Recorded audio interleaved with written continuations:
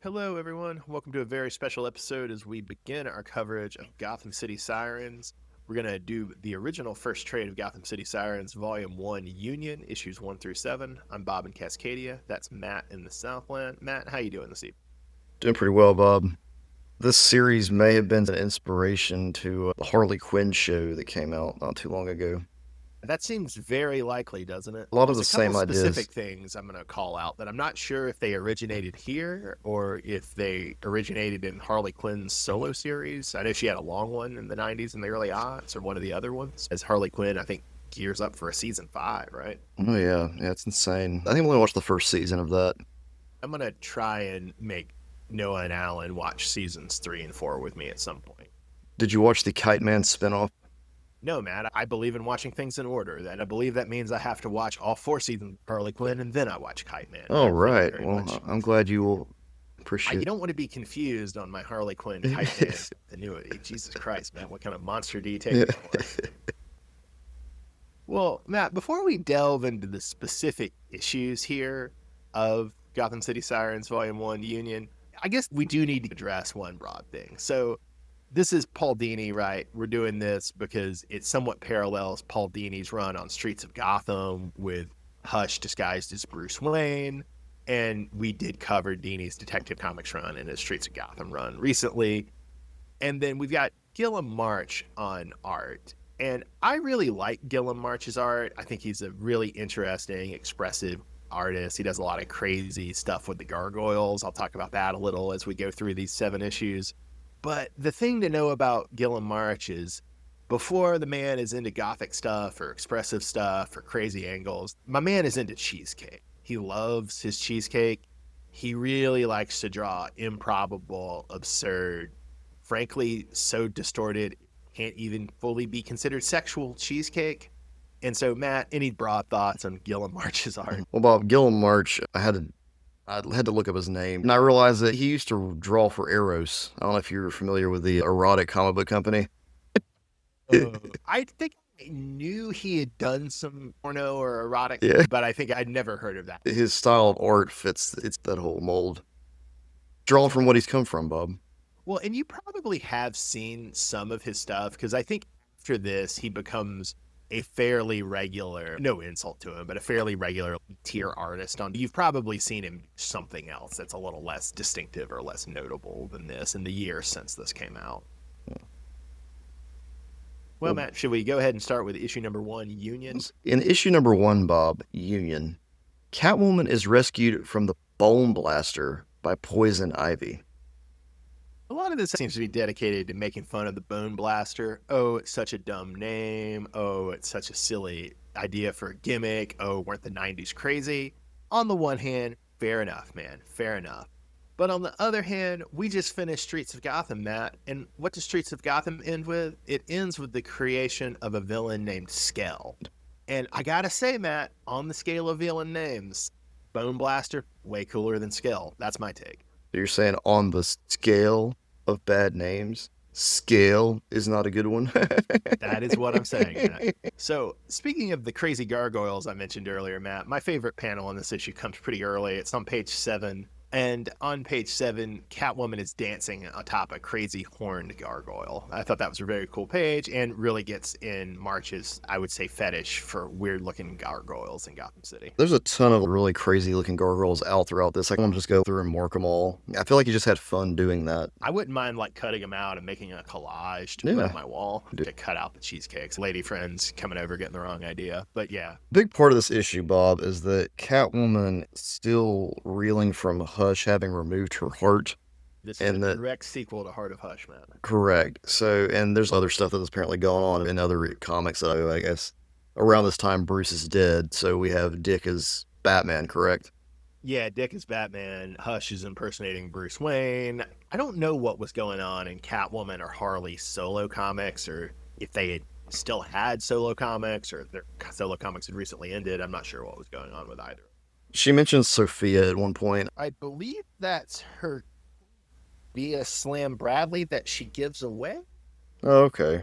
I might have the details of that wrong, but I think that's right. I think that's coming out not of the Ed Brubaker Darwin Cook run, but that's coming out of the series that Ed Brubaker and Darwin Cook started, had just finished after 80 odd issues at this point.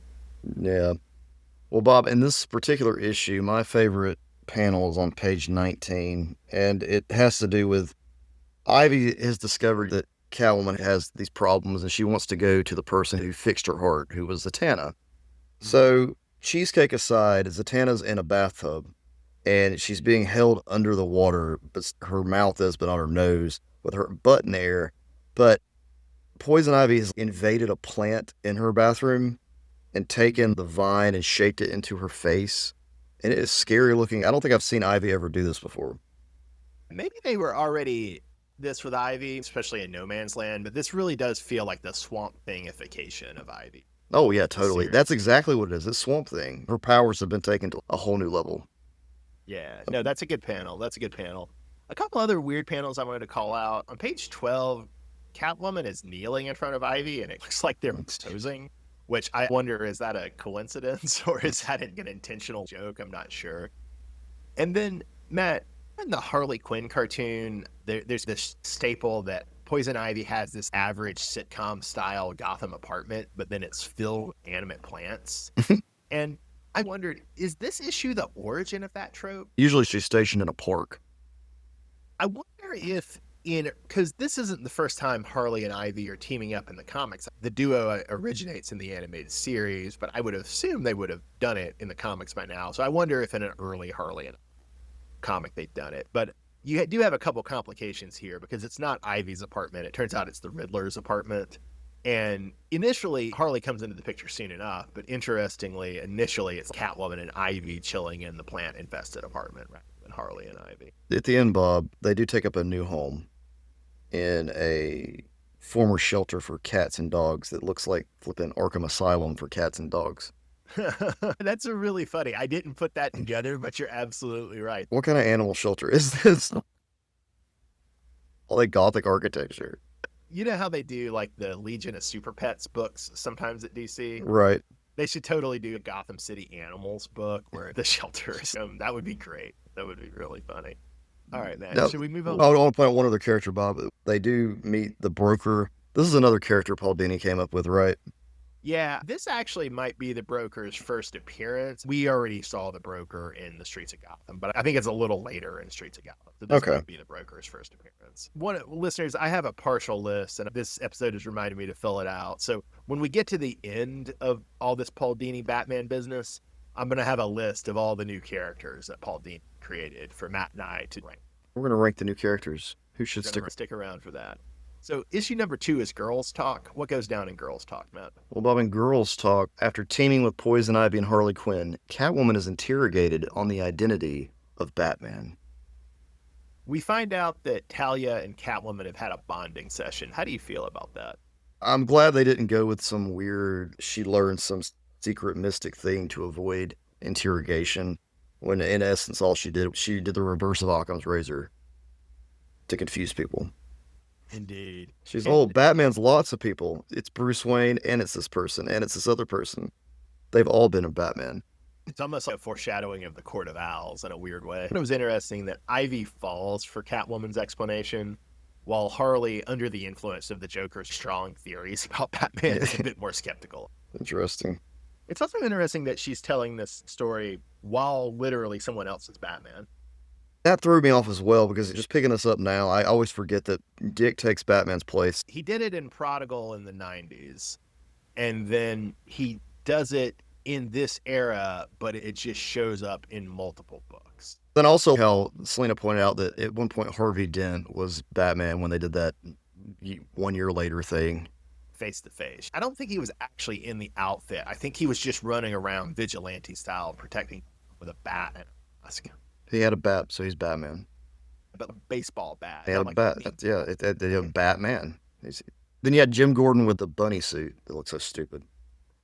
Which to me, what kills me, Bob, is this. Okay, it finally hit me when I reread all of Nightfall. Accepting of Jean Paul Valley in that outfit and that whole thing for a year. But man, shot down Jim Gordon in that RoboCop suit for a year. That was the worst possible thing that could ever happen. But at the same time, it's the same concept. Different character taking up the role of Batman, Well, using technology. I'm sure if we'd been 8 when Bunny Suit Batman came out, well, we probably still would have thought Bunny Suit Batman looked lame, but we might have fallen for it, but we weren't 8. It's true. But I don't know if Bunny Suit Batman at that time was geared towards 8-year-olds. It was not. But I don't know that Azrael as Batman was geared for 8-year-olds either. It just really landed if you were 8. My favorite page in issue number 2 is 46, where we have a double page splash of Harley rescuing Bruce as Hush or Hush as Bruce. What was your favorite? Mine was on page 48, where Bruce as Hush is holding an Uzi and he's thinking about shooting Harley Quinn. And we get a lot of Bruce Hush with guns, both in this and Streets of Gotham. It makes for a fun visual of getting to see Bruce Wayne use his knives and guns to really mess people up. You never see him with a gun because he's so anti-gun, but here Hush just picks up Uzis like it's nothing. Matt, what goes down and riddle me this? So the Riddler attempts to upstage Batman by catching a serial killer. I feel like we've read this issue before. That's what kills me, though. These are always one of my favorite issues, and we have Riddler trying to upstage Batman. Denny's always done a good job of this throughout all the runs we've done. There's always been at least one Riddler issue like this. Early in Detective Comics, you had the Riddler as the PI, right? Although, interestingly, this is not by Dini. This is a fill-in issue by Scott Lobdell. And I wanted to ask, how much of his run are you conscious of having read? I'm really fond of him for writing Generation X back in the 90s. I don't know how much I've actually read of him, but the name is very familiar. He wrote a lot of the 90s X-Men stuff. Generation X, but he was also on the main books for quite a while. So he did a lot of what you remember from the early 90s X-Men. Thanks, Scott. But then on the downside, he's also the man responsible for Red Hood and the Outlaws. That's a horrible book. My favorite panel in this issue, number 3, was on 57. We see the Riddler's closet, and I love that it's just full of 2 shades of green of suit jacket and 2 shades of... Yeah, it's cool to see the Riddler's hideout and how he just has the same going on. He has his own costume vault like Batman. I do like that Riddler clocks that it's somebody other than the usual Batman in the outfit. But I do want to ask, when we see Dick Batman on this page page 60 in issue 3, is Dick Grayson maybe a little too swole? Is he a little more swole than you expect from Dick Grayson? I'm glad that most of the villains, or at least there's one character in each of these issues that says it to remind me, because I always forget, because he's drawn the way Bruce would be. I always think of Dick as being drawn slimmer. Well, as Gargoyle Watch continues, Matt, allow me to draw reader's attention to page 61, where we see the Riddler perch on a wild skeletal bat. I cannot convey how strange this gargoyle is, but it's skeletal and it's bat. The best way I can describe it is it's a skeletal remains of man-bat, like you'd find in a museum. Well said. It's a gargoyle, so it's very creative. It's wild, man. So what was your favorite panel this issue, Matt? Panel was actually on the next page where Dick pulls the escape. He pulls the Batman escape, where Riddler turns around and he's no longer there. You gotta love that quick bat vanish. On the next page, we get a bookshop that's named The Heart of Poe. God, I hated that. The person running the Heart of Poe is a cheesecake.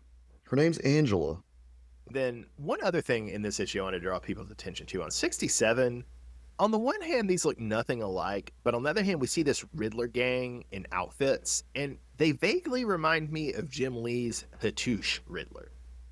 They look like Riddler ninjas or something. There's something about the Riddler, but padded out for combat that, I don't know, that both have in common. They legit should be his real henchmen, because they could take somebody if they needed to. I don't think they should. I think that's brand infringement. Penguin and Joker usually, they want henchmen who have gimmicks that work underneath theirs, but Joker doesn't want a team of Joker. Penguin doesn't want a team of short guys with monocles. These are just people in Riddler outfits that are athletic. Matt's like, these are uniforms, Bob. These are their uniforms they had in the 60s. They all dress thematically. I just feel they should be more subdued. You stage the boss, you know? Well, the one girl gives herself a name, Conundrum. There's your another villain, Bob. Yeah, there's another villain for us. All right, so issue 4, Date Night, Matt. What goes down in issue 4? So in Date Night, Hush attempts to murder Harley Quinn, while at the same time Joker tries to murder both of them. Nice, nice. To start out with on 77, we have a nice little Ultra Humanite cameo, which was fun. Sadly, we don't get a Power Girl cameo. We only get a Power Girl mention. But then again, given that Gillum March is doing the art on this, maybe we should be grateful we don't get a Power Girl cameo. Maybe that would have been a little too much, if you see what I'm saying. This is definitely my favorite issue. There's just something hilarious about Bruce Wayne Hush trying to throw Harley Quinn over the side of a balcony, only to be interrupted by the Joker and a big hot air balloon. Yeah, I called it the Joker blimp. One word, Batmobile Joker blimp.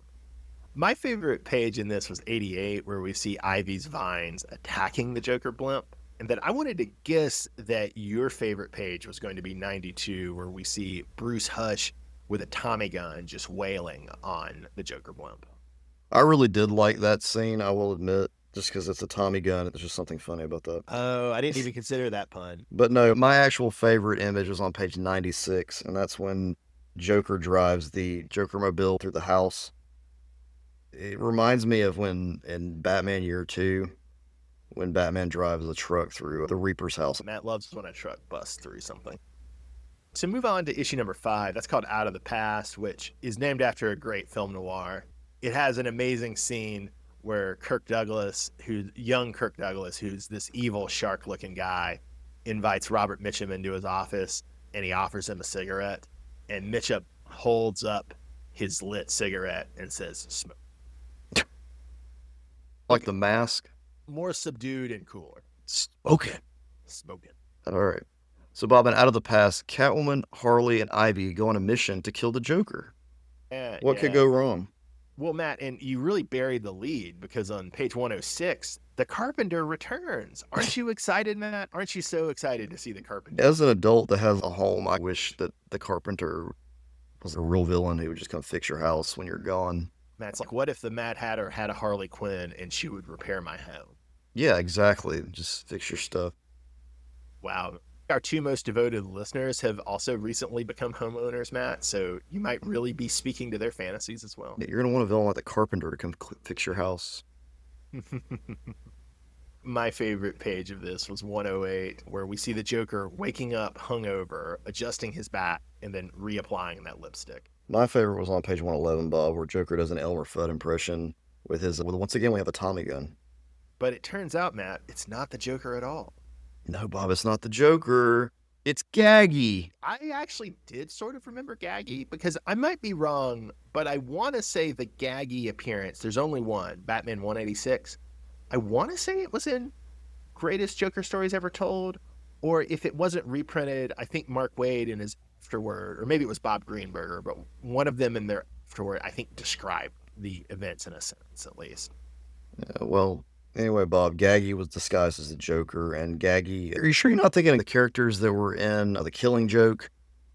I wasn't thinking of them at all, and you're right to bring them up because there is a very similar aesthetic going on. No, I'm definitely thinking of either this issue Batman 186, or actually Gaggy may have appeared in the Batman Daily newspaper strip. That might be what I'm thinking. But one of those was reprinted in the Greatest Joker Stories Ever Told, or was at least mentioned. You're probably right. I always just assumed Joker didn't have a sidekick when we were younger until Harley Quinn. I don't remember him ever having anybody, but that's just... Well, yeah, he always has lots of hints. It wasn't having Mrs. Tessmacher or Otis with Lex Luthor back in the movies. And definitely Gaggy did not catch on. No. Although I did really enjoy Ivy sniffing Gaggy's Joker venom on page 119. I thought that was pretty interesting. I've got more chemicals in my blood than you can ever come up with. Exactly. Well, Matt, you've read The Killing Joke, but have you read issue number 6, The Last Gag? Well, Bob, in The Last Gaggy's entire plan comes to head, Bob. My favorite panel came early. It's page 126, where we see Catwoman scratching Joker and Harley's hyenas. I thought that was cool. Yeah, the hyenas were supposed to be scary, but no. Yeah. Matt, did you want the Gaggy origin flashback? Because we're getting it, baby. Oh, yeah, I got the whole origin of Gaggy. Yeah. I thought at first Zatanna's dad, Giovanni Zatara, was in that, but I don't think that was supposed to be Zatara. I feel like the Gaggy flashback very much reminded me of some of the Gotham Knights scenes. Yeah, that's good. It had the same aesthetic look to it. It also felt a little bit like Dini was maybe parroting the childhood stuff he did with Batman and Hush in late Detective Comics. It might just be the way they draw the flashbacks, though, and that gray sepia tone to it. What was your favorite page in this, though? My favorite page in this particular issue, Bob, was the whole scene from 137 to 138. There's an entire sequence with the Joker where he's happy-go-lucky and being fun and happy with Gaggy, and then he's in prison and he looks sad and mopey. He picks up a tray. He's a model prisoner. Then you turn the page, and then Gaggy explains how he killed 16 people with the tray. And the whole panel just is all red and nasty looking. This is well put together. Because it was trying to make it seem like they had this friendly relationship and everything, and then Joker's really, you got to remember Joker's still a homicidal maniac. Indeed, he's a homicidal. Yeah. Well, Matt, on page 139, where we find out that the Joker just plain forgot about Gaggy, did that make you realize that Gaggy is Joker's herald? He really is. His same everything, except he's not Yeah, mute. he's not mute. But I could definitely see at some point the Joker cutting his throat and him becoming. What if Tommy Elliott is the one who gave Gaggy the Joker stuff? This is a backup plan for Hush 2. You might be blinded too much by sex appeal and the prospect for free home improvement work, but do you find the logo on the side of the Carpenter's work van as disturbing as I do on page 143? Look at the silhouette of the Carpenter and that rent. Oh, yeah, you're right. So, issue number 7, Matt, Holiday Story. What goes down in issue number 7, Holiday Well, Story? Bob, Harley visits her family at Christmas. In hindsight, this makes total sense, but I did not realize this at all while reading it. This is the first appearance of Harley's family. I'd never thought about Harley having a family before this issue.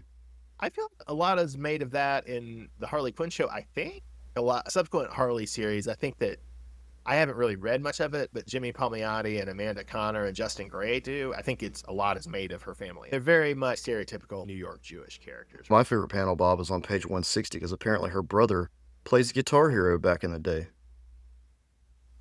My favorite panel was on 151, and it's Damian storming out on Dick and Catwoman. I think the line is, "There's an animal out there killing runaway kids. Are you going to suit up or get drunk with the tramp?" That was actually my favorite part in the comic. It's hands down him showing up and just saying that because they were having this nice conversation around Christmas and spending time with family, and then Damien interrupts to say that. It's beautiful. And then there's a lot of cheesecake of poison ivy in a rainforest.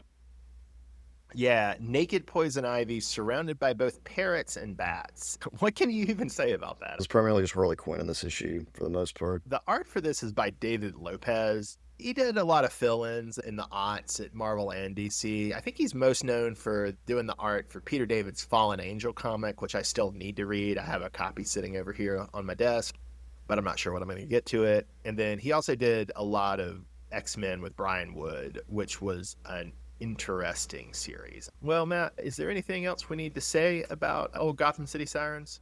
I don't think so, Bob. And we're going to rank this with the rest of Dini's work as a whole still, or are we going to rank it separately when we I think we finish? should see where the rest of the series goes, but my current position would probably be that it would make sense to rank it separately.